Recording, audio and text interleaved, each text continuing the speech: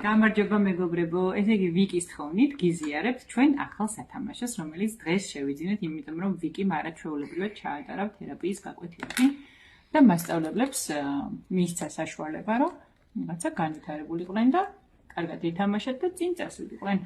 ეს ბურთიც გვაქვს აი აქ, ეს ბურთი. აი ნახეთ, ჩვენ შევიძინეთ ესეთი ჯიპი, რომელიც ეკუთვნის ბარბის ომად.